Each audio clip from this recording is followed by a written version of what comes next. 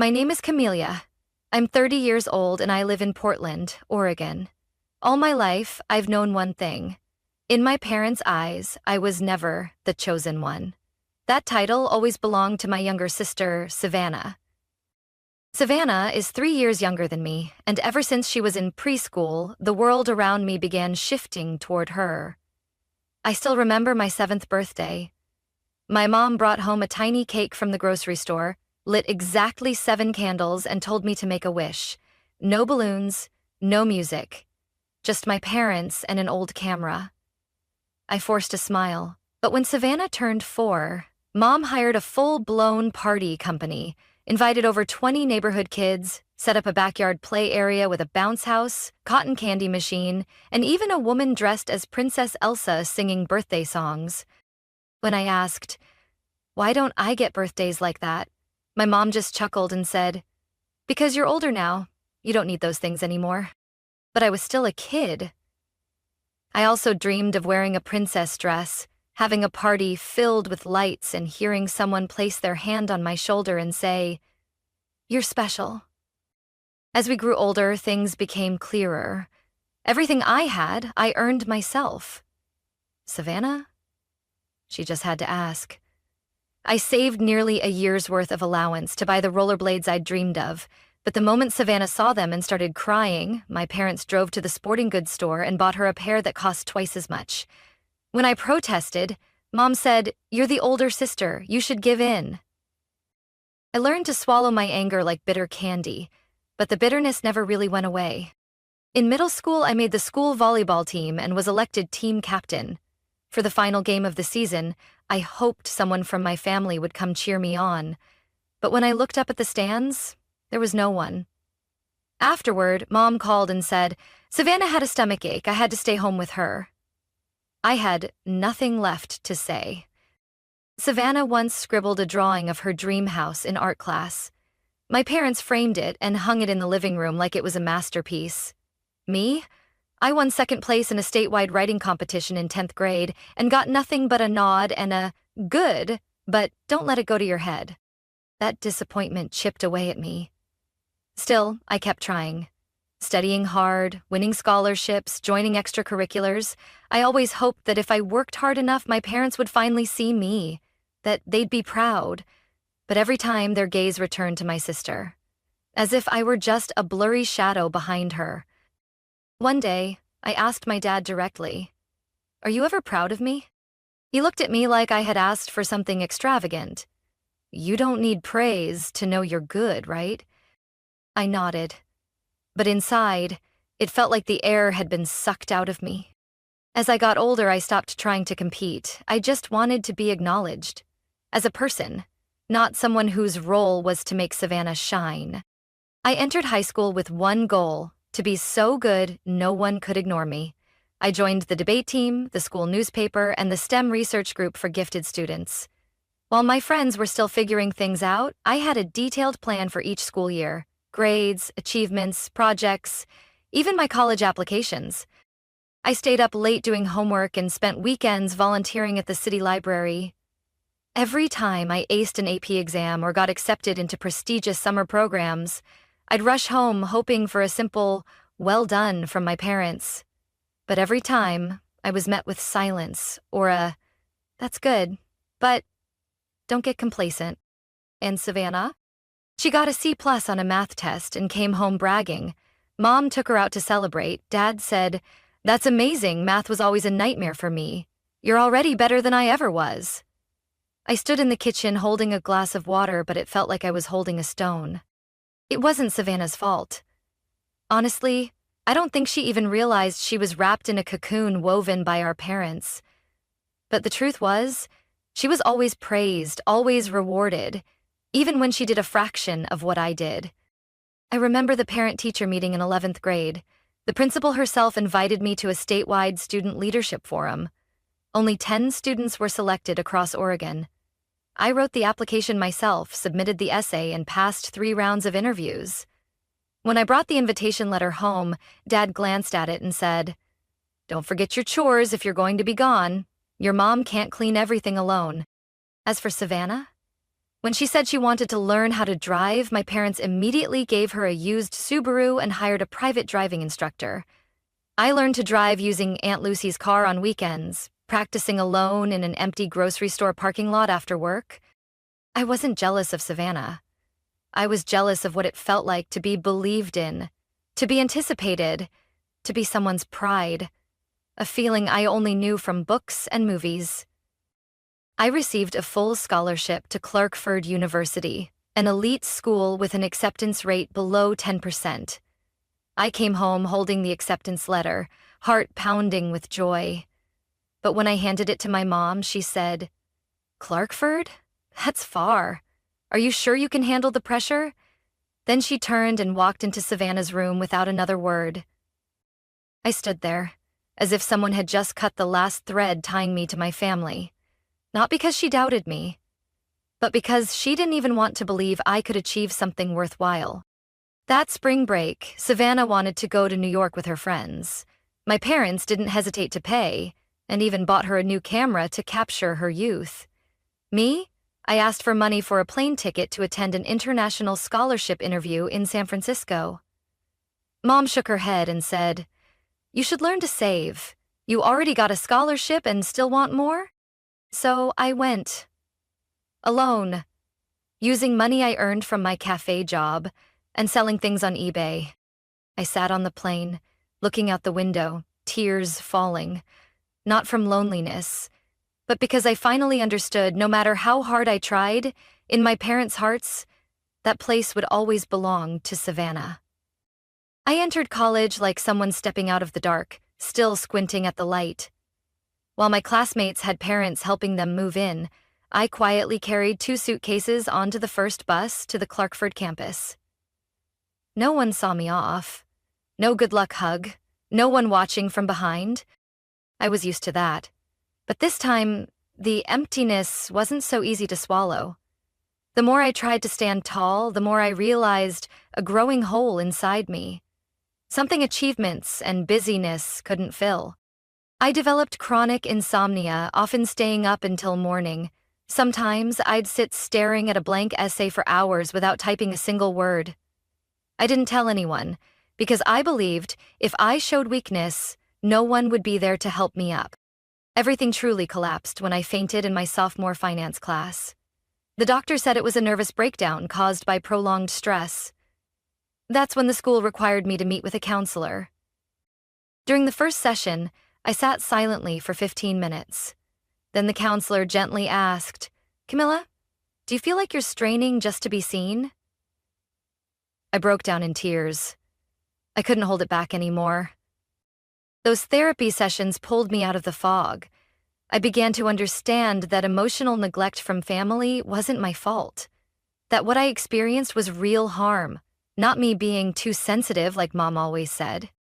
After 2 years, I learned to rebuild my self-worth from those shattered pieces. I chose finance as my major, not because anyone guided me, but because I wanted to build the kind of stability I never had. I worked at the Student Support Center, then landed an internship at a small investment firm. I started earning my own income, just enough to cover the tuition not covered by my scholarship and rent a tiny room off campus. No more hearing Savannah scream through the house about missing shoes, or Mom calling me downstairs to scrub the kitchen while I studied.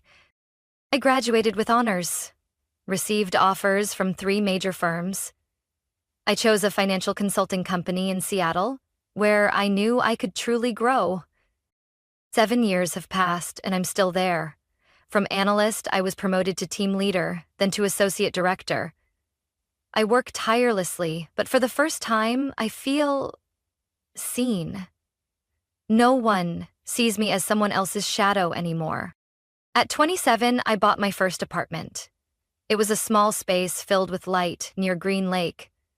I stood in front of the door for 10 minutes, just holding the key, breathing in the feeling of finally belonging to something that no one had to give me. I didn't call my parents. I knew if I did, they'd only ask, "How many square feet is it?" and then start talking about how Savannah just launched another TikTok channel that was pretty fun. But that was fine. I no longer lived for their praise. I kept my distance. I only went home once a year for Thanksgiving and usually left early. Conversations with my mom rarely went beyond, "How have you been?" and "Savannah just got a new haircut. It's gorgeous." Dad barely spoke at all. I thought I was used to it. Thought time would eventually blur everything away like dust. Until I got the call that my grandfather had passed. I still remember that morning. My Aunt Linda, Mom's younger sister, called. Her voice was trembling. "Camila, your grandpa's gone. Last night. In his sleep." I gripped the phone. My heart went still. He was old and his health had been failing for years, but I still wasn't ready for that moment. He was the only one in the family who ever made me feel like I mattered. Not because I was accomplished, but just because I was me. When I told him I'd won a college scholarship, he said, "You make me prouder than anything. No one can ever take that from you." That sentence had carried me through some of my darkest days. The funeral was quiet, somber, and awkward. I arrived early, stood silently in front of his photo, and placed my hand gently over my grandmother's trembling fingers. Savannah stood next to our parents, looking polished, her eyes red, but I couldn't tell if it was from grief or because Mom had just told her about the inheritance. A week later, the whole family was invited to the lawyer's office for the will reading. I didn't think much of it. I went out of obligation. That changed when Mr. James, my grandfather's longtime estate attorney, flipped through the papers and read aloud, "All of my personal assets, including real estate, investment accounts, and savings, shall be equally divided among my 3 grandchildren, Camila Harper, Savannah Harper, and Levi Anderson." I froze. The lawyer continued, "As of now, the total value to be divided is approximately $1.5 million. Each recipient will receive $500,000. The room fell silent. It felt like I'd just been swept into a storm. Not because of the money, but because I knew, at that very moment, my parents wouldn't let this go. And I was right. That evening, just after I got home, I received a text from my mom. "Are you free? Dad and I would like to stop by and talk." 15 minutes later, they arrived. I made tea, poured the water, feeling the heavy dread settle in. Dad spoke first. "Camila, your mom and I think it would be fairer if you gave your share to Savannah. She's going through a rough time. She's only working part-time at the bakery, and she just broke up with her boyfriend. We know you'll understand." I was stunned. I looked at my mom. She didn't meet my eyes, just fiddled with her purse strap. "You're doing fine. You have a good job, your own place, a car. She has nothing." I clenched my jaw. My words came out like stones dropped into water. "But that's Grandpa's money. He chose to divide it equally. I didn't ask for it." Mom looked up, her expression now heavy with disappointment. "You're being selfish, Camila. If he knew Savannah's situation, I'm sure he would have wanted you to share." I stood up. My voice trembled. "If Grandpa wanted Savannah to have everything, he would have said so. This was his decision. Not mine, not yours." Dad slammed his hand on the table. "Do you not remember who raised you, who fed you, paid for your school supplies, took you to the orthodontist, and now you want to take everything and leave your sister behind?" I was speechless. Everything I'd ever taken pride in, my independence, was suddenly twisted into a debt I never agreed to. "Did you forget who worked since age 16? Who paid tuition after the scholarship ran out? Who took out credit to buy her first laptop, while Savannah got a brand new MacBook as a gift?" Silence. Dad took a deep breath, then said coldly, "If you keep that money, don't expect to ever set foot in this house again." I let out a soft, joyless laugh. Then I said, quiet but clear, "Maybe it's time I stopped trying to." They left shortly after, leaving my nearly paid-off apartment filled with the scent of cold tea and the echo of accusations. I sat alone. Something in me broke, but something else was set free. I knew the battle wasn't over, and I knew my parents wouldn't stop, because to them, I had never been the rightful heir. Just 3 days after that confrontation, I received an email from James's law office. The subject line was chilling. Temporary change of will, executor notification. My heart pounded as I opened it. The letter confirmed that my father, Daniel Harper, had just been appointed as the official executor of my grandfather's will, and that he had filed a petition to review the distribution on grounds of diminished mental capacity. I was stunned. So this was their next move? Twist the intentions of the dead to serve a child they deemed more deserving? I immediately called my grandmother. Her voice was calm, but this time I could hear a sharpness I hadn't before. "I know, Camila, and I'm not sitting this one out." I went to her house that afternoon. The red brick home in Spokane was as quiet as ever, but today the silence felt heavy, with truths long kept hidden. She sat me down at the kitchen table where I used to eat apple pie every fall. "Camila," she said, placing a thick folder in front of me, "did you know, years ago, your father tried to convince your grandfather to leave everything to Savannah?" My eyes widened. "What? You were still in college then. He emailed your grandfather." 3 pages long, arguing that you were independent and Savannah was sensitive and vulnerable, that an equal split wouldn't be fair. I clenched my fists. She nodded, as if she expected that reaction. "But your grandfather refused. He said clearly, 'I have 3 grandchildren, and I won't let any of them feel less valuable than the others.'" She pulled out a copy of the will. "This," she said. "This is the final version. Your grandfather personally added this clause. Any individual who challenges the distribution or attempts to alter it will forfeit their share." I read those lines over and over, relieved and burning with anger. My father had known, yet he still tried to manipulate it. Worse, he used his position to twist everything in Savannah's favor, while treating me like I was in the way. Grandma handed me a USB. "This has the audio recording from the will amendment meeting. His original notes and signatures. If needed, give it to the lawyer." I held her hand tightly. "I won't. Let them undo his wishes." She placed her hand on my shoulder.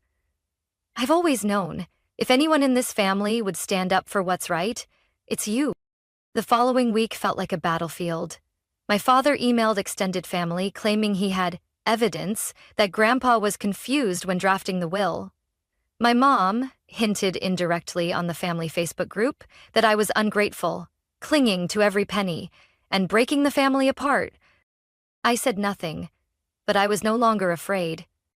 I forwarded all the documents Grandma had given me to Mr. James, along with a formal request to review my father's role based on the will's dispute clause. The result came faster than I expected. The following week, Mr. James called an emergency meeting with all parties involved. In the cold, brightly lit conference room, he announced, "After thorough review of the evidence, including original audio and witness statements, we find no basis for claims of diminished capacity. Furthermore, under Clause 7, Daniel Harper is hereby removed from his role as executor." My father's face turned pale. My mother stared at him in disbelief. And me? I didn't say a word. I just looked toward my grandmother at the end of the table, and she nodded. I knew then, even if I wasn't the daughter they chose to cherish, I was the one Grandpa trusted to protect what was right. After that defining meeting, my grandmother, Eleanor, was no longer the quiet woman in the background. She became the one leading the charge. The shield I didn't know I needed until she stood up. For justice, for truth, and for me. She didn't just bring the recording and the will. She reached out to my grandfather's 2 sons, Uncle Thomas and Uncle Mark, who had kept their distance from my father for years due to past disagreements about money and values. When they learned he had tried to reinterpret the will to cut me out, they were livid. "Daniel doesn't have that right," Uncle Thomas said during a private meeting with Eleanor and Mr. James. "He signed that will. How can he now pretend it means nothing?" Eleanor replied, firm but calm. "Because he never saw anyone but Savannah as worthy. Not because she needed more, but because, in his mind, Camila never belonged." I sat beside her, listening. Every word cut deep, but I didn't cry, not anymore. I'd learned to face the truth without letting it swallow me. Mr. James concluded that, with the support of the remaining heirs and overwhelming evidence of attempted manipulation, the will's execution would be handed over to a neutral third-party attorney outside the family. By the following week, everything was finalized. My father was completely removed from all authority. No one could change the distribution. No one could rewrite Grandpa's wishes. A few days later, I got a call from the bank. The first transfer, $500,000, 0 cents, had been confirmed. I sat frozen on my kitchen chair. The early summer sunlight streamed through the window, lighting up the edge of my scratched oak table. I touched the phone screen, the numbers glowing clearly. It wasn't that I didn't believe it. It was that I'd never thought I could keep something that belonged to me without having to earn it through obedience. That very afternoon, I drove to Grandma Eleanor's house. When she opened the door, I hugged her tightly without saying a word. She didn't ask anything. She just held me close, as if to say, "Your grandpa saw everything, Camilla, and he's proud." That night, she made the spaghetti Grandpa used to love. She turned on his old cassette player, letting the soft jazz he adored fill the room. And for the first time in years, I ate without holding myself together, because I was allowed to let go. After dinner, she took me upstairs. Grandpa's office remained untouched. On the bookshelf, she pulled out a wooden box filled with papers, letters, and a small leather notebook. "Your grandpa kept track of everything you accomplished," she said. "You didn't see it, but he followed your every step. Here's the first article you wrote for the school paper. Here's your Clarkford scholarship letter. And this? This is your graduation photo." I flipped through the pages, my hands trembling slightly. She looked at me, eyes full of sadness and pride. "Camila, your grandpa didn't split things equally out of obligation. He did it because he believed you deserved a fresh start, without carrying the weight of injustice." When I left that red brick house, I knew I hadn't just reclaimed an inheritance. I had reclaimed my voice. And that meant more than any check ever could. But the story didn't end there. Because the very next night, Savannah called me. Her voice was shaking like it was about to break. "Camila, I don't know who to trust anymore. Mom and Dad want me to do something I don't want to do." I stayed silent, heart racing. I knew those words were a doorway, one that led to a truth I hadn't yet heard, and I had to brace for the next storm. That call from Savannah was the first stone dropped into a still lake. Ripples followed fast. Less than 2 days later, I got a text from my mother. "What did you say to Savannah to turn her against us? Are you happy now?" I didn't reply, but from that moment on, the lines were clear. I had become the enemy, not because I chose to be, but because they had pushed me there. A week later, I was removed from the family Facebook group. No warning, no one spoke to me, no one asked if I was okay. They simply erased me, as if I'd never existed. Then came the rumors. A former classmate of Savannah's messaged me. "Hey, did you really force your grandpa to rewrite his will? People are saying you pressured him by making constant demands." I was stunned. Not by the accusation, but by knowing exactly where it came from. My mother, the one who once said family is everything, had now become the source of the cruelest stories about me, spreading like wildfire through tea circles, church groups, and whispered texts behind my back. And it didn't stop there. My father sent an email to my lawyer stating that the family no longer considers Camila a moral representative, and that all assets should be reevaluated to protect the Harper family's core values. My lawyer replied with a single line, "We'll let the law decide who's defending what's right." Whatever was left of our family fell apart completely. I wasn't invited to Grandma's birthday. A cousin unfollowed me on Instagram, and the uncle I was closest to texted, "Camila, your aunt is heartbroken. Are you sure this is what your grandpa would have wanted?" I didn't answer, because there's nothing left to explain when the truth's been twisted so badly no one wants to see it. I started avoiding gatherings. I skipped Easter, spent the 4th of July in my apartment, watching fireworks through the window. Those quiet nights became the space where I stitched myself back together, little by little. I no longer waited for a phone call, no longer hoped for a text from Mom asking if I was okay. But then Savannah called again, this time after 10 p.m. Outside, everything was dark. "Camila, Mom told everyone you manipulated Grandpa, that you threatened to leave the family if you didn't get more. I know it's not true, but I'm scared if I speak up, she'll never forgive me." Her voice trembled, and I realized Savannah was a victim too, just from the other side of control. "Have you ever thought," I said softly, "that a family that only loves you when you stay quiet might not be love at all?" Savannah was quiet. After a long pause, she said, "I'm trying, but they make me feel like I'm doing something wrong just because I started thinking differently." I didn't blame her. Not anymore. I understood now. Some people have to go very far and hurt very deeply before they can see the place they've escaped from. But my parents showed no signs of stopping. I heard that Dad was threatening to sell the ancestral home in Spokane, saying Camila betrayed the roots of this family and doesn't deserve to hold onto any memories. I said nothing, but Grandma did. She called me after a private family meeting I hadn't been invited to. Her voice was calm but firm. "Camila, you're not alone. Don't let them make you bow your head just for having self-respect." And in that moment, I realized true family isn't who shares your last name. It's who's willing to stand in the crowd and say, "I believe her." But it still wasn't over, because a few weeks later I got a letter. Not from my parents, but from the tax office. They were investigating suspicious assets filed under Savannah's name. One of the transfers traced back to an old account that had belonged to my dad, right during the week my grandfather died. I set the letter down. My chest felt cold. This wasn't just emotional anymore. This was something bigger and darker, unfolding behind the curtain called family. Not I. I didn't think Savannah would ever show up at my door again, especially after everything. But on a Saturday afternoon at the end of the month, as I was cleaning the kitchen and the radio played one of Grandpa's old jazz favorites, the doorbell rang. I opened the door. She was standing there, no makeup, no fancy clothes. Just Savannah, plain, tired, and red-eyed.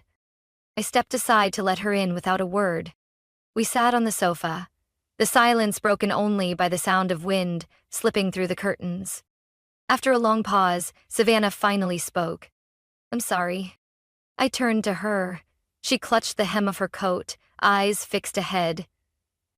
"Not just for what Mom said, but for not doing anything. I knew they treated you unfairly. I just didn't dare speak up." I nodded. I understood. Because if I'd been Savannah, the one put on a pedestal, loved to the point of suffocation, I might have felt like speaking up was a betrayal too. "Mom and Dad asked me to sign papers to temporarily transfer my inheritance into Mom's account," she continued. "They said it was for tax purposes. I refused, and Mom told me I was no longer her daughter." I took a deep breath, not from surprise, but from hurting for her. "Camila, I don't want to become a copy of them. I want to understand why I was so spoiled while you were always expected to give everything up." I was speechless. "I used part of Grandpa's money to enroll at the community college," she said. "I'm studying social work. I want to help people hurt by their families, like you. And like me." I couldn't hide my surprise, not because Savannah wasn't capable, but because she had dared to step out of the role our parents wrote for her. We talked until late that night. About Grandpa, about all the times I tried to be seen, about how Savannah never felt strong enough to stand on her own, because everything was always handed to her. "I was jealous of you," she whispered, "because you could make your own choices. I only knew how to follow what I was told." That confession didn't make me feel victorious. It made me feel light. Because for the first time, we truly saw each other, without our parents' filter. Since then, we've kept in touch regularly. Every Wednesday, Savannah calls me after class, and I send her reading material on psychology, autonomy, and boundaries in relationships. A month later, she invited me to her first presentation in soft skills class. Her hands shook holding the mic, but when she saw me in the front row, she smiled. At the end of her talk, she said something that silenced the whole room. I used to think family was a constant, a safe place, but sometimes you have to go far away from it to learn who you really are. I didn't clap loudly. I simply stood up, walked over, and hugged her. No more words were needed. Now we've made it a weekend ritual to walk around Green Lake together, where I used to jog alone after long work days. Now, it's where we both begin to heal. I'm not sure if my parents will ever understand the change that's happened. At one point, Mom called Savannah in tears, saying, "Camilla's gotten into your head, and this family's falling apart over some money." But this time, Savannah didn't fold. "I'm choosing the truth, Mom," she told her. "I'm choosing to do what's right, not to stay silent like before." When she told me that, I looked at her for a long time. In that moment, Savannah wasn't the pampered girl who didn't know fear anymore. She had become someone who could face pain, who could try to make things right, even if that meant stepping away from the arms that once protected her all her life. And for me, that marked the beginning of a new chapter, not one of conflict, but of healing. I had always thought I would use the inheritance to invest or create a personal fund, a way to feel more secure in an unpredictable world. But the deeper I went into my healing journey, the more I realized that the first thing I needed to invest in wasn't an asset. It was myself. The first thing I did was pay off the remaining balance on my student loans. When I signed the final payment confirmation, I didn't feel loud joy. What I felt was a deep sense of relief, like I had just taken off an invisible backpack I'd carried for over a decade. I spent part of the money to upgrade my apartment, not to show off, but to make it a real place of healing. I swapped out the old sofa for a soft olive green chaise, installed larger windows that opened to the balcony, and planted lavender and mint in small pots. Every morning, I pull back the curtains, take a deep breath, and make tea with the same teapot Grandpa once used. And for the first time, peace doesn't feel like a distant concept. I also helped Savannah pay for her first semester's tuition. She tried to decline, but I told her, "This isn't Mom and Dad taking care of you. This is me choosing to support someone who stood up for herself." She nodded, eyes watery, and from that moment, the awkward distance between us disappeared. The closer I grew to Savannah, the more I realized how many people out there were just like us, carrying wounds caused by favoritism, control, silence, or denial, from those who were supposed to love them most. I began reading about family trauma. I joined online support groups where people shared what it was like growing up in broken homes that were still labeled as fine. One evening, after attending a workshop on the power of conditional forgiveness, I sat on the steps outside the downtown counseling center and, for the first time, admitted to myself, I wanted to do something bigger for people like me. I wanted to become someone who walks alongside others, not because I've healed completely, but because I understand that pain too well to watch others endure it alone. I enrolled in a pre-counseling program for working adults. Every Tuesday and Friday night, I'd attend class and sit beside people also trying to start over. Some were retired teachers, some recovering addicts, others former military. We were all different, but strangely connected. Maybe because each of us carried an untold story. I chose to focus on therapy for adults who grew up in toxic family environments. I learned how to listen without judgment, how to guide someone in drawing the line between boundaries and exploited kindness. I started volunteering at a center for teens who had experienced emotional abuse. Twice a week, I helped them write emotion journals, express fears through art, and even practice saying no without feeling guilty. One day, a girl named Elise whispered, "You're not like the adults at home. You don't look at me like I'm a problem." I just smiled and said gently, "That's because you're not a problem. You're someone learning how to live as your true self." That sentence, simple as it was, was exactly what I needed to hear when I was 14, standing alone in the school courtyard, holding an award letter with no one there to receive it with me. I know this journey is far from over. I'm still learning, I still have doubts. There are days when the past creeps in like a quiet storm. But I don't feel lost anymore. Because now I'm not just Camila, the girl once labeled too logical, too independent, too cold. I'm the one who stepped beyond the unfair boundaries of my family and turned my scars into milestones of growth. And when I see Savannah, head down, scribbling notes for her upcoming presentation, I know we're no longer two fragments forced together by blood. We are two people who chose each other, with understanding, compassion, and a kind of sisterhood rebuilt from the rubble. It's been almost a year since I received my grandfather's inheritance, but the most valuable thing I inherited wasn't the $500,000. It was freedom. I've learned how to say no without explanation. I no longer feel guilty for skipping family gatherings I know will drain me. I don't force a smile through their sarcasm or edit my feelings just to keep the peace. I've stopped trying to prove my worth to my parents. If they can't see me now, it's no longer my burden to bear. One of the biggest things I did for myself was set clear boundaries. No phone calls after 8 p.m., no replying to messages from mom if they're filled with blame or criticism, no letting the past dictate my present. I still keep a few things from childhood. Grandpa's handwritten letters, the old diary I once hid in my desk, the photo of Savannah and me under the apple tree in the backyard. But now, I see them as slices of memory, not open wounds. Savannah and I are continuing on our own journeys, sometimes together, sometimes apart, but always respecting each other's choices. She's still studying, and she was just accepted into a transfer program at the state university. When I asked if she was sure about her major, Savannah smiled and said, "No one ever taught me to live for myself like you did. Now I want to teach others the same." We had a small spring picnic at Lincoln Park, just the two of us, some simple food, and a speaker playing Grandpa's favorite jazz tunes. As the sunset lit up her face, I realized some things we think are broken forever can be put back together, if we're brave enough. I started building my own project, a support group for adults who grew up in families shaped by control, favoritism, or emotional neglect. I called it New Arms. Not just a place for healing, but a place to redefine what family can mean. The project has been slow but steady. We hold small weekend sessions, invite guest therapists, and create safe spaces for people who've never had the chance to be heard. A woman in her 40s once cried, sharing how her mother always compared her to her sister. A college student admitted he'd never pursued his dream major because his dad said it was useless.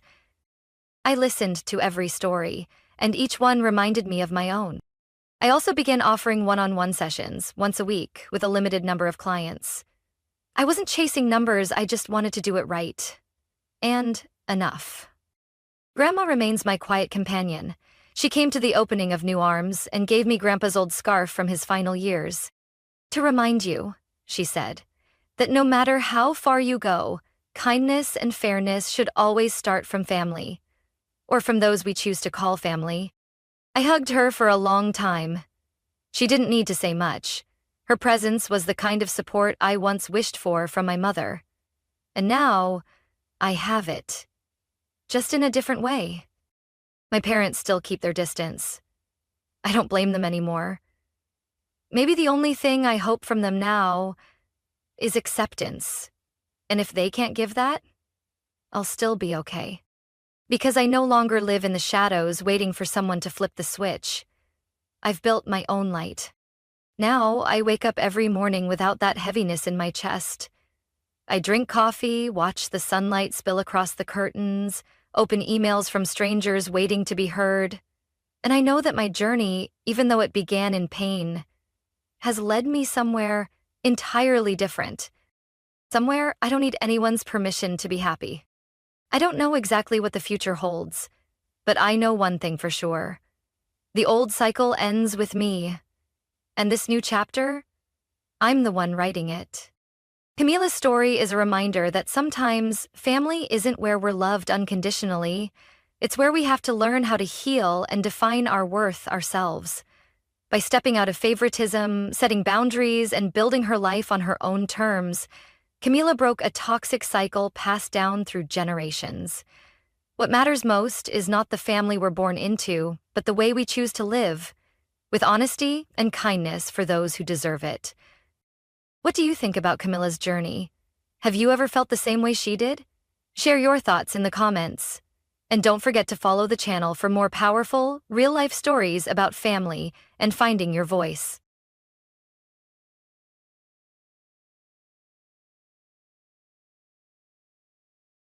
I stepped into the banquet hall, bathed in dazzling lights, where everything exuded such opulence that it bordered on ostentation. The crystal chandeliers reflected golden light onto the soft silk tablecloths, while the elegantly dressed guests raised their champagne glasses with pride. This was not a place I ever thought I would set foot in, not a place for someone who had been cast aside by her own family. But here I was, at the lavish wedding of Sophia, my younger sister. The very person who, 12 years ago, had watched me walk out of our home with cold, unfeeling eyes, without a hint of hesitation. I was not on the guest list. Of course not. Someone who had been erased from the family at 18 had no reason to show up at this perfectly curated event. But fate has a way of playing cruel jokes, and tonight was the moment I had been waiting for over a decade. Walking among the powerful and privileged, I could feel the stares burning into me, the whispers rippling through the air like waves. Naturally, I was no longer that quiet, invisible girl who silently endured their contempt. At that moment, a voice laced with disdain cut through the elegant atmosphere. "What is this, Catherine?" I turned my head and met the sharp gaze of my mother, Margaret, a woman who had never once shown me affection. She smirked, lifting her glass of champagne with a smug expression. "What is that useless girl doing here?" I kept my smile intact. It had been a long time since I had last heard her speak about me, and yet her voice still carried the same dismissive disgust, as if I were an unwanted stain on her perfect life. Sophia stood beside my mother, arms crossed, lips curling into a mocking smirk. Her extravagant wedding gown made her look like the perfect princess in everyone's eyes, but I knew the truth about Sophia.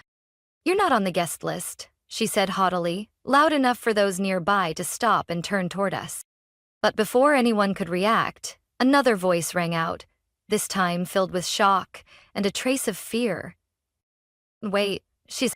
The one who spoke was Daniel, Sophia's fiancé. His face suddenly turned pale, his eyes widening as he looked at me like he had just seen a ghost from the past. I raised an eyebrow, stepping toward him slowly, my heels clicking against the polished marble floor. "Do you really not know anything, Daniel?" My voice was soft, but the weight of my words was undeniable. The room fell into a sudden, heavy silence. Sophia furrowed her brows, glancing at her fiancé, as if sensing something was terribly wrong. I did not rush. I simply stood there, letting the silence stretch, allowing their gazes to remain fixated on me, waiting for everything to begin unraveling. Just as the flawless wedding Sophia had meticulously crafted was about to shatter. Daniel took a step back, his complexion visibly paling. I remained still, quietly observing the reactions of my family, the very people who had once turned their backs on me without hesitation. A part of me wanted to savor this moment longer, but I wasn't in a hurry. Because before they could fully comprehend what was happening, I wanted them to remember the night that had changed my life forever. 12 years ago, I stood at my front door, the biting cold of a New York winter night cutting through me like a blade. Snowflakes drifted silently, covering the streets in a pristine white layer that starkly contrasted with the darkness weighing down my heart. My old, battered suitcase rested at my feet, holding only a few pieces of clothing and the small belongings I had managed to grab. The door slammed shut behind me without hesitation. I remembered my mother's final words, not spoken in anger nor sorrow, but with chilling indifference. "You are worthless to this family. I've put up with you long enough." And my father? He said very little. He simply stood there, arms crossed, allowing my mother to make the decision, just like always.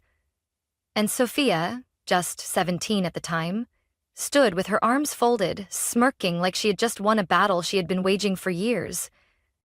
No tears, no last-minute pleas, only the freezing wind hitting my face as I stepped away from that door. A door I knew I would never be allowed to walk through again. I wandered the streets with no idea where to go, no money, no close friends I could turn to, and no one from my family called to check if I was even still alive. I curled up in the corner of an alley next to a small diner in Brooklyn, where the warmth from the kitchen vents kept me from freezing. The first night, I prayed for morning to come quickly. By the second night, I began to understand that if I didn't do something, I wouldn't survive this winter. The next morning, just as I was about to leave in search of a better place to stay, the diner's back door swung open. A middle-aged woman with graying hair tied into a tight bun stepped out. Rita, the owner of the diner. She looked at me with narrowed, calculating eyes. "If you're planning on staying here all night, at least make yourself useful." I looked up, surprised. She didn't ask why I was there. She didn't show pity. She simply tossed me a rag. "Get in the kitchen and clean up. You can eat when you're done." I didn't hesitate. I had no right to refuse. From that day on, I did every job in the diner: cleaning, serving, washing dishes, whatever Rita asked of me. I slept in a small storage room behind the kitchen, surrounded by sacks of flour and boxes of supplies. It wasn't comfortable, but at least it had a roof, an old mattress, and, most importantly, it held a sliver of hope. Every night I studied by the dim light in the storage room. I refused to let my life revolve around this kitchen forever. I wanted more. I applied for a scholarship to a business school. I knew the chances were slim, but I had nothing to lose. A few months later, when I received my acceptance letter, I collapsed onto the diner's kitchen floor and cried. For the first time in a long while, I felt like I was on the right path. The college years passed in a blur of early morning classes, late-night shifts, and countless sleepless nights spent studying. But by the time I graduated, I knew everything had changed. I was no longer the abandoned girl wandering the winter streets. I had become someone they could never have imagined. At 27, I founded my own nutrition company, Catherine Health, a brand specializing in clean supplements and functional foods. I understood the struggles of those who had once been hungry, who had counted every cent just to afford a meal. And that understanding was what fueled my company's success. Within just 5 years, Catherine Health expanded across dozens of states in the U.S. My products filled the shelves of major retailers, were recommended by doctors, and even appeared in business magazines. And yet, in all those years, not a single person from my family reached out. No messages, no calls, not even a fleeting inquiry about whether I was alive. I had become a stranger to them, and that was perfectly fine. Or at least, I thought so. Back at Sophia's wedding, I looked at Daniel, her fiancé, and let a slow smile spread across my face. "You know who I am, don't you?" I asked, my voice light as air. Daniel didn't answer, but I saw it in his eyes, the hesitation, the fear. He knew, and that meant I had not been forgotten. The only problem was, they were never prepared to see me again. Daniel still hadn't spoken, but his face said it all. The entire ballroom was now focused on me, their eyes filled with curiosity and unease. I could sense Sophia's pulse quicken as she glanced at her fiancé, then back at me, her lips pressing into a tight line. I remained composed, in a deep blue evening gown that hugged my frame perfectly, my hair swept up in an elegant bun. I was nothing like the girl they had cast aside years ago. I could see them struggling to process it, trying to understand how Catherine, the worthless daughter they abandoned, could stand before them with such poise and authority. "Daniel," I spoke slowly, locking eyes with him. "You know who I am, don't you?" Daniel swallowed hard, his grip tightening around his wineglass until his knuckles turned white. He barely had time to react before Sophia stepped forward, inserting herself between us, her voice sharp and cold. "Why are you here?" she hissed, trying to regain control. "Are you here to beg for forgiveness? Or to steal attention on my big day?" I smiled, a sharp, deliberate smile. "Forgiveness?" I tilted my head. "I think you're mistaken, Sophia." I met her arrogant gaze, letting her see exactly what she had failed to notice all these years. I was no longer the abandoned child they had discarded. There was nothing to beg for. I had come to show them the truth they had worked so hard to bury. "Catherine?" A steady voice called my name from behind. I didn't need to turn around to know who it was. Ethan, my husband, stepped beside me, placing a firm yet gentle hand on my back, a silent declaration. No theatrics, no unnecessary words. Just his presence alone was enough for everyone to sense the power and success I carried with me now. Ethan was a highly accomplished businessman, the man I had built my life with over the years. But more than that, he was the only person who had witnessed every effort, every pain, and every moment of growth that had led me to this point. And now he stood beside me, a quiet statement that I was no longer someone to be dismissed. Sophia rolled her eyes and scoffed. "Oh, so you found someone stupid enough to believe in you? How pathetic." She lifted her chin, her mocking gaze sweeping over Ethan. But I saw the flicker of unease in her eyes. "You think just because you married some rich guy, you're suddenly on my level." I blinked slowly, keeping my voice composed. "On your level, Sophia?" I let out a quiet chuckle. "If I remember correctly, you're the one who built a perfect little lie to deceive everyone here, aren't you?" I saw her expression darken. "What are you talking about?" I calmly reached into my clutch, pulling out a neatly folded document.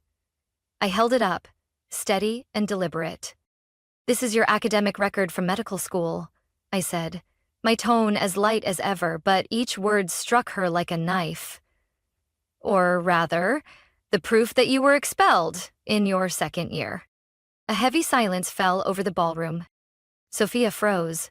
For a split second, pure panic flashed across her face before she quickly masked it.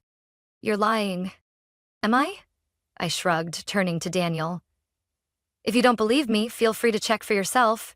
Surely you wouldn't want to marry someone who doesn't even have a legitimate degree, right?" Daniel stiffened. It was clear this was the first time he was hearing any of this. "Sophia?" His voice was hoarse, filled with doubt. "Tell me she's lying." Sophia whipped around, snapping at him. "Of course she is. Don't listen to her." But it was too late. The sheer panic in her eyes had already exposed the truth. And I wasn't finished yet. "Not only did you lie about graduating," I continued, my voice eerily calm, "but you also deceived the medical system, your patients, and even your own fiancé." Daniel's brow furrowed. "What do you mean?" I slowly placed another document on the table. "Your medical license, Sophia. Or, should I say, your fake medical license." This time, the murmurs in the crowd erupted into full-blown whispers. I could see Dr. Matthews, a renowned physician and someone my family once boasted about knowing, standing at a distance, his face a mask of shock. Daniel slowly picked up the paper, skimmed through it, then abruptly looked at Sophia with disappointment. "You forged documents to pretend to be a doctor?" Sophia opened her mouth, but no words came out, because she knew. She had lost. And I knew this show was just beginning.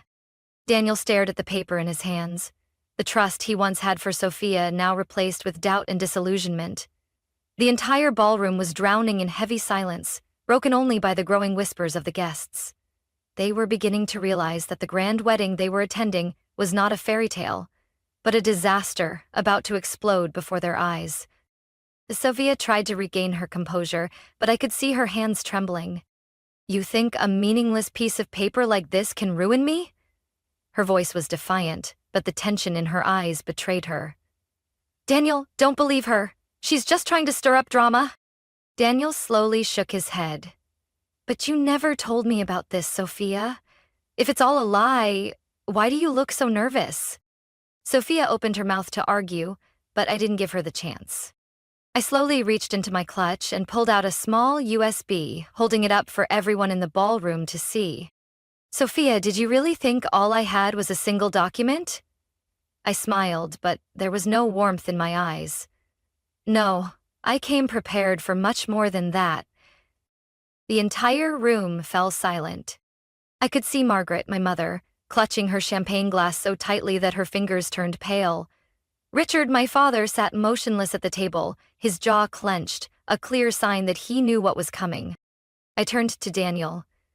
Do you have a laptop here? Daniel looked up, blinking a few times as if trying to process everything happening around him. Finally, he nodded. Yes, over at the sound booth. I turned on my heel, walking slowly toward the DJ's station where a laptop rested on the control panel. I didn't need to say a word. Daniel followed me, as if some part of him already knew that something far worse was coming. Sophia panicked. Daniel stopped. But it was too late. Daniel took the USB from my hand and plugged it into the laptop. The large projector screen behind the stage lit up. Files began appearing one by one. I pressed a key and document after document opened. Financial records, bank statements, undeniable proof of money being funneled into untraceable accounts. And then the insurance records from Morelli Family Care Clinic, the very clinic my family had been running for over a decade. I turned back to my father. Dad, did you really think no one would uncover your fraudulent medical claims? The entire room turned to look at Richard. He gripped the armrests of his chair, his face pale as a sheet. You don't know what you're talking about, Catherine. His voice was unsteady, but I wasn't going to let him manipulate his way out of this. I pressed another key and the screen displayed a financial report. Clear evidence that my father had been using my identity to evade taxes for over a decade. The ballroom erupted in gasps. Some guests shook their heads in disbelief, others exchanged wary glances. I looked at my father, and for the first time, I saw fear in his eyes. You used my social security number to file fake income reports, create fraudulent tax deductions, and launder money through your clinic, I said, pausing for a moment before tilting my head. Did you really think I wouldn't find out? Margaret shot up from her seat. You're lying. No one will believe you. I didn't even look at her. Instead, I turned back to Daniel.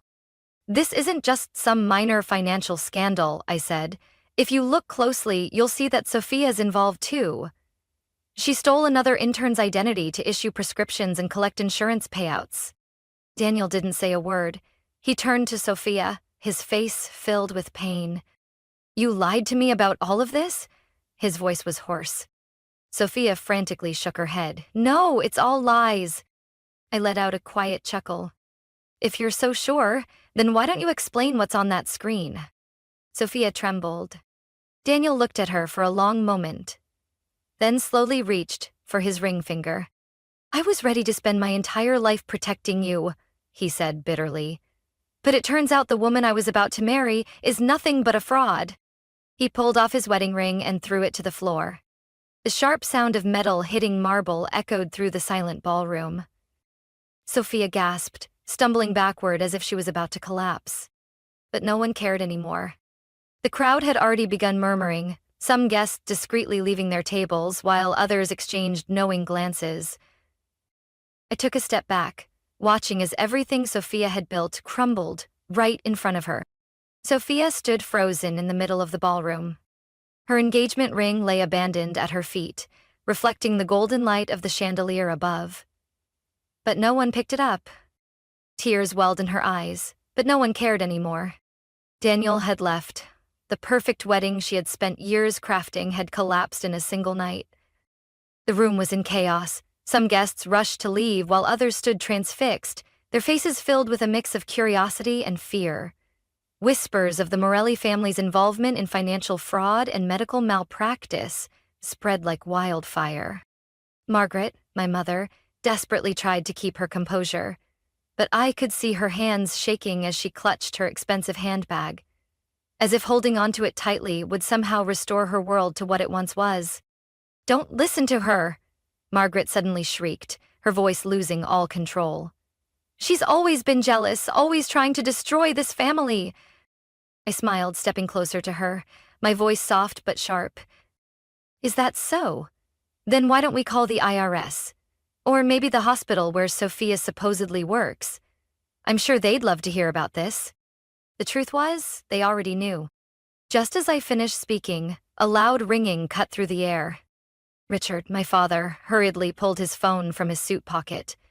His face had already been tense, but as soon as he glanced at the screen, his expression completely drained of color. Morelli Family Care Clinic was calling. He rejected the call, but only seconds later another voice spoke up from the crowd.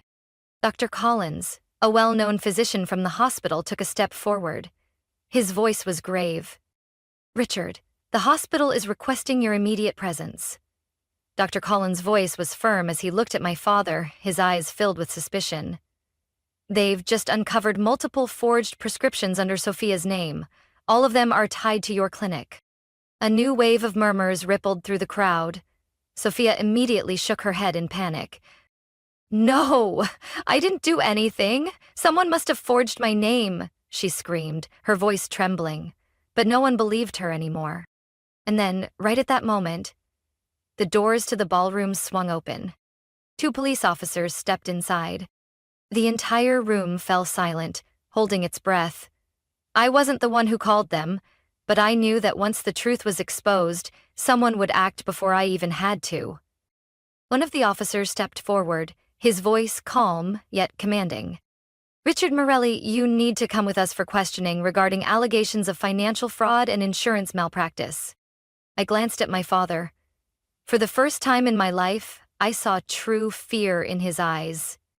This is a mistake, he tried to argue, but no one believed him anymore. Sophia burst into tears, rushing to grab his arm. Dad, do something. They can't take us away like this. Dad, I repeated, raising an eyebrow. Sophia, did you really think he was the only one involved in this? One of the officers turned to Sophia, then spoke. Miss Morelli, we will also need you to come in for questioning regarding the falsification of medical credentials. Sophia completely broke down. No, I didn't do anything, she screamed, tears streaming down her perfectly made-up face. But no one came to help her.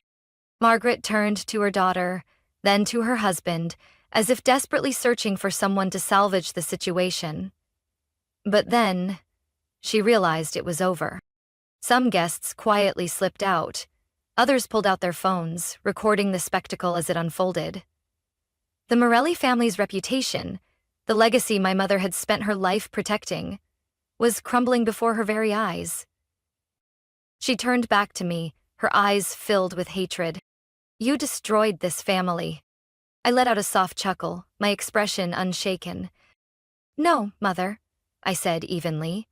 You all destroyed yourselves a long time ago. I just made sure the world saw the truth. Richard lowered his head, saying nothing as the officers secured handcuffs around his wrists. Sophia continued sobbing, begging in vain. But no one cared anymore. And me? I just stood there, watching everything fall apart.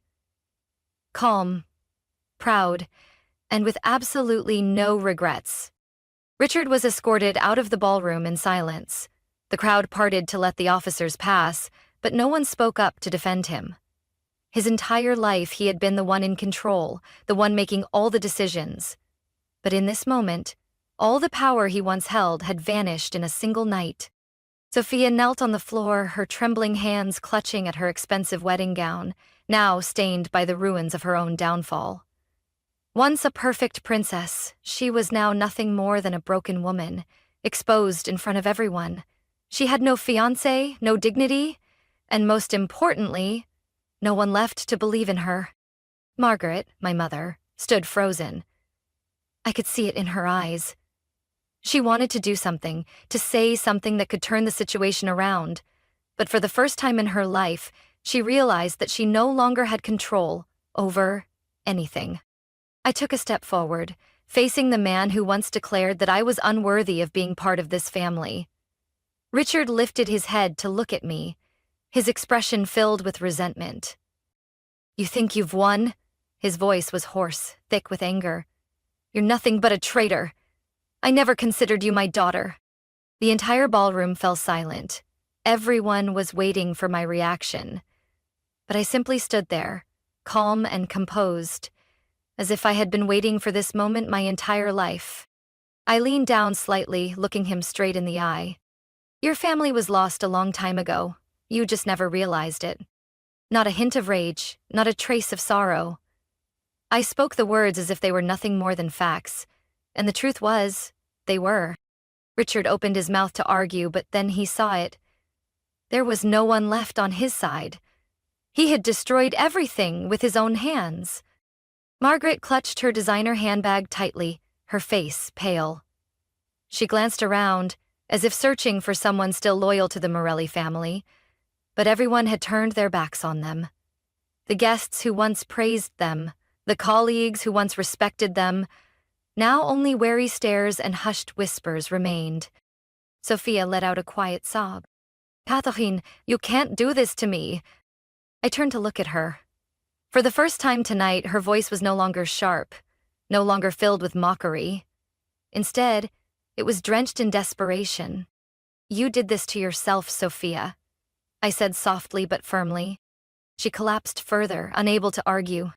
I took a deep breath, feeling the crisp night air fill my lungs. I had done what I came here to do. A warm hand rested on my back. I didn't need to turn around to know who it was.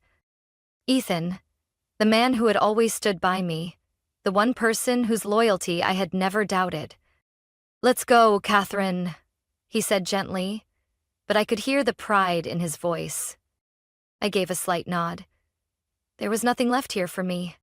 We walked out of the ballroom, passing curious stares and hushed murmurs, but no one dared to stop me. I was no longer the weak girl they had so easily cast aside. Outside, the cool evening air wrapped around me like a soft embrace. I exhaled slowly, feeling as if I had just set down a weight I had carried for over a decade. Ethan opened the car door for me, but before stepping in, I realized there was one more thing I wanted to do before this night ended. I turned to him, my eyes gleaming with a spontaneous idea. Ethan, do you want to get some cake? He blinked, momentarily surprised by my question, but then a smile quickly spread across his face. Cake? He chuckled. Absolutely. We have something to celebrate, after all. I laughed, feeling a lightness spread through me, not because I had sought revenge, but because I had truly freed myself. We drove to a small bakery on the corner of the street, its warm golden light spilling through the windows. I ordered a slice of red velvet cake, while Ethan got a piece of cheesecake. I picked up my fork, cutting into the cake and taking a bite. The sweetness melted on my tongue instantly, but the best part was knowing that I could finally enjoy it, without any burden weighing on me. Ethan watched me, his gaze filled with warmth. How do you feel now? He asked. I took a sip of my tea, letting its slight bitterness linger for a moment. Then I set my cup down and smiled. Free. That was my real victory. Not the downfall of the Morelli family, not the exposure of their secrets, but the fact that, at last, I was no longer bound by my past. Catherine's story is not just about reclaiming justice.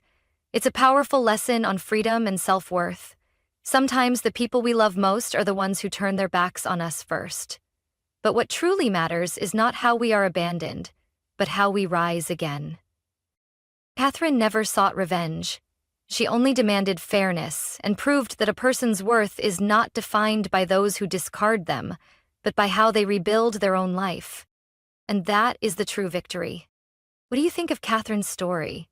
If you were in her situation, how would you have faced it? Share your thoughts in the comments below. Don't forget to follow the channel for more inspiring stories about life and family.